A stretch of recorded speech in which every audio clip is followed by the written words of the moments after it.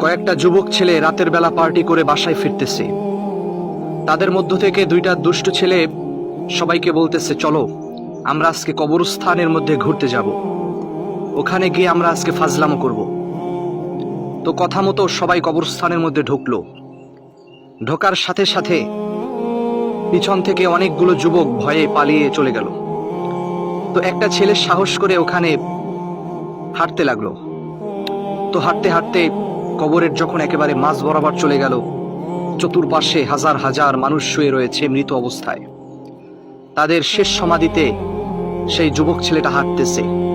তৎক্ষণাৎ তার পিছন থেকে কেউ একজন তাকে ডাক দিয়ে বলতেছে, তুমি যে এখানে ঢুকেছো, কার পারমিশনে ঢুকেছো?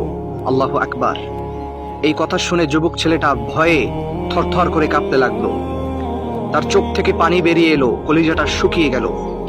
পিছনে তাকিয়ে দেখতেছে খুবই বিভৎস চেহারার একজন তার দিকে তাকিয়ে রয়েছে। তার মুখটা একেবারে ফ্যাকাশে, মনে হচ্ছে অনেক দিন যাবৎ কেউ অত্যাচার করেছে। পুরা মুখটা পুরে পোড়া মুখের মতো দেখাচ্ছে। মনে হচ্ছে সারা শরীরটা কেউ যেন তেলের মধ্যে ভাজা ভাজা করে ফেলেছে, এরকম তার শরীরটা। এতটাই বিভৎস যে ছেলেটা ওই লোকটাকে দেখার সাথে সাথে তার কলিজাটা শুকিয়ে গেল। তারপরও সে জিজ্ঞেস করতেছে যে তুমি কে? তখন সেই বিভৎস চেহারার অধিকারী লোকটা বলতেছে, আমি হচ্ছি তোমার মতো একজন যুবক, যে কিনা সারাটা দিন নেশা করতাম, নারীদের নিয়ে বসে থাকতাম, আল্লাহর কোনো ইবাদত করতাম না। পরবর্তীতে আমার মৃত্যুর পরে আল্লাহ সুবহানাহু ওয়া তাআলা আমাকে শাস্তি দিতে দিতে আমার এই হালাত করে ফেলেছে।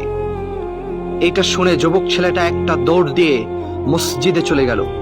মসজিদের ইমাম সাহেবকে এই সব ঘটনা খুলে বলল। মসজিদের ইমাম যুবকটাকে তওবা করালেন এবং তাতে দিনের পথে ফেরার জন্য আহ্বান করলেন। তাই যুবক ভাইয়েরা, আপনারা যারা এখনো এইরকম ফাসাদের মধ্যে লিপ্ত হয়ে রয়েছেন, আপনারা নিজেদেরকে দুনিয়ার মায়া মহব্বতের মধ্যে ডুবিয়ে রেখেছেন, আপনাদেরকে আমি অনুরোধ করব যে ভাই আপনারা ফিরে আসেন। ওই কবরটা সাধারণ কোনো জায়গা না, ওখানে সবাই বিচারণ করতে পারবে না। ওই কবরটা সবার জন্য সুন্দর হবে না, সবার জন্য জান্নাত হবে না, অনেকের জন্য কবরটা জাহান্নামের টুকরাও কিন্তু হবে। তাই আল্লাহ পাক আমাদের সকলকে সহি বুঝ দান করুক, আমিন।